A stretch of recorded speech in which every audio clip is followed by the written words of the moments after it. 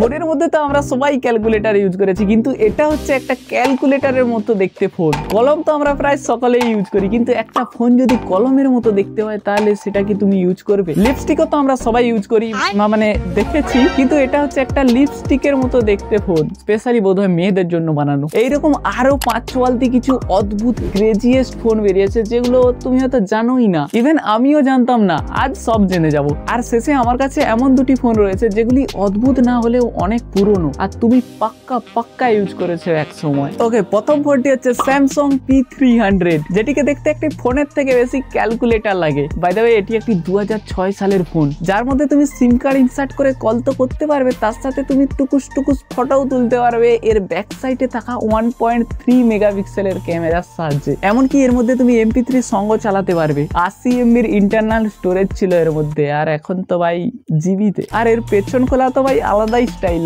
বাটনটাকে একটা অন্য সাইডে সরিয়ে দিয়ে টুকুস করে ঢাকনা খুলে এর মধ্যে থাকা ব্যাটারিকে দেখতে পাবে তুমি। তাছাড়া এই ব্যাটারি নাকি সিঙ্গেল চার্জে 10 দিন চলে যেত, সে তুমি দিনে 2 ঘন্টা কল করা সত্ত্বেও। বাকি তোমার ফোনে একবার চার্জ দিলে কতদিন চলে ভাই? আমার তো দিনেই 2 বার দিতে হয়। ওকে, নেক্সট ফোনটির নাম হচ্ছে ব্যাংক অ্যান্ড অলুপসন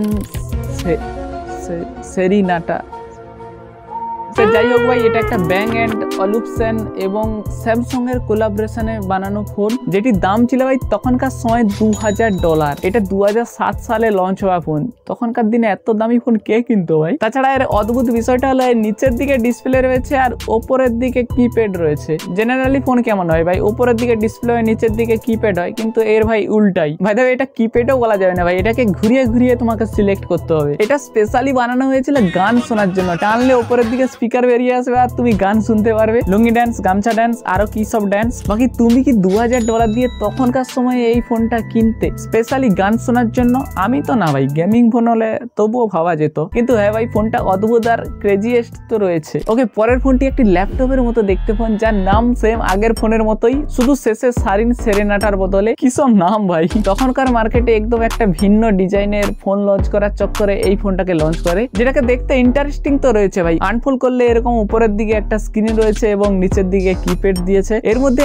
আইপড স্টাইলের কি হুইল রয়েছে, কিন্তু ভাই তখনকার মার্কেটে তবুও এই ফোনটা বেশি চলেনি। ডিজাইন তো 1 নম্বর ইউনিক ছিল, কিন্তু ফোনটার মধ্যে ভাই কিছু প্রবলেম ছিল, লাইক ফটো ক্লিকের সময় ডিফিকাল্টি। তারপরে সিম কার্ড আর ব্যাটারিকে অ্যাক্সেস করার জন্য তোমাকে একটা স্পেশাল স্ক্রু ড্রাইভারের প্রয়োজন। আরো কি সব ফ্লজ ছিল। আজ যা পারে হোক ভাই, ডিজাইনের দিক থেকে তো ক্রেজিয়েস্ট রয়েছে বাড়িতে সাজিয়ে রাখার জন্য। ওকে, হায়ারের নাম শুনলে মাথায় কি আসে ভাই? হায়ারের ফ্রিজ বা এসির কথা মাথায় আসে, কিন্তু ভাই এটা হচ্ছে হায়ারের কলম ফোন। কলমের মতো তো দেখতে, কিন্তু এখন দেখে মনে হচ্ছে এটা রিমোটের মতোও দেখতে। আবার এমনকি এটা একটা লেজার পয়েন্টারের মতোও দেখতে সুদা। সে যাই হোক, এটা একটা ফোন যার মধ্যে 0.3 মেগাপিক্সেলের ক্যামেরা রয়েছে। ডিসপ্লেও দেখতে পাচ্ছ ভাই, ছোট একটা ডিসপ্লে রয়েছে, সুইচ গুলো বাঁকানো ভাবে রয়েছে। রিমোটের মতো তো লাগছে ভাই, যদিও রিমোটের সুইচ বাঁকানো থাকে না, কিন্তু এর ডিজাইনটা খানিকটা রিমোটের মতো লাগছে, কলমের মতোও লাগছে। বাকি এর ব্যাটারি সিঙ্গেল চার্জে 5 থেকে 6 দিন চলে যায়। ফোনটি এখন দেখে আমার মিক্সড রিঅ্যাকশন আসছে। রিমোট, লেজার পয়েন্টার, কলম।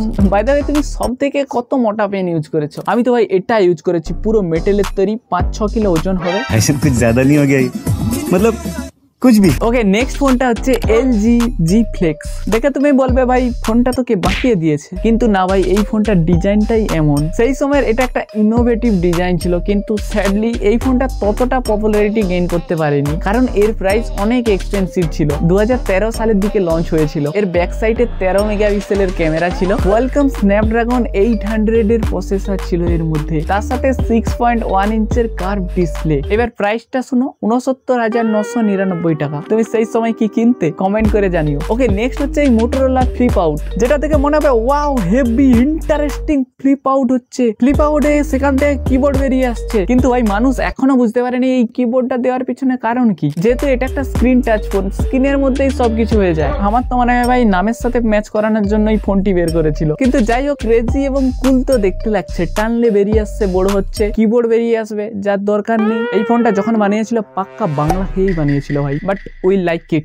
যদিও এটাই ছিল এই ফোনটার মেইন হাইলাইট ফিচার, টানলে বড় হয়ে কিবোর্ড বেরিয়ে আসবে, যেটার কোনো কাজ নেই। ওকে, নেক্সট হচ্ছে এই লিপস্টিক ফোন, মানে লিপস্টিকের মতো দেখতে ফোনটিকে, নোকিয়া 7280, যার মধ্যে তুমি দেখতে পাচ্ছ একটা ছোট ডিসপ্লে রয়েছে, যেটা আবার তোমার আয়না হিসাবেও কাজে এসে যাবে। বুঝতেই তো পারছো এটা একটা ফোনের থেকে বেশি ফ্যাশনের জিনিস মনে হচ্ছে। এর মধ্যেও এরকম ঘুরিয়ে ঘুরিয়ে তুমি সবকিছু করতে পারবে। কিপ্যাড নেই কিন্তু ক্যামেরা আছে ভাই, যেটা টানলে বেরিয়ে আসে। 1 মিনিটের জন্য ভেবে নাও তুমি একজন মেয়ে, তাহলে তুমি কি এই ফোনটা কিনতে? মানতে ক্ষতি কি ভাই, মানতে ক্ষতি কি ভাই? মেসেঞ্জারে মেয়ের ফেক প্রোফাইল বানিয়ে পাড়ার বাচ্চাকে মেসেজ করো মেয়ে সেজে যেমন। ওকে, পরের ফোনটি তোমার বাড়ির ওয়াল ক্লকের মতো দেখতে, নোকিয়া 7600। মাঝে ডিসপ্লে রয়েছে আর সাইডে দেখতে পাচ্ছ নম্বর দেওয়া রয়েছে, পুরো ওয়াল ক্লকের মতো খানিকটা। আর এটা ছিল নোকিয়ার ফার্স্ট 3G ফোন। কি অদ্ভুত দেখতে মাইরি ভাই, ব্যাক সাইডে ক্যামেরাও দিয়েছে। বাই দ্য ওয়ে, এইসব ফোনগুলোর মধ্যে সব থেকে অদ্ভুত আর ক্রেজিয়েস্ট ফোন তোমার কোনটা লেগেছে এক্ষুনি কমেন্ট করে জানাও, এটা কারণটা শেষে বলছি। ওকে, পরের যে ফোনটা রয়েছে সেটা ফোন এবং হাত ঘড়ি সব।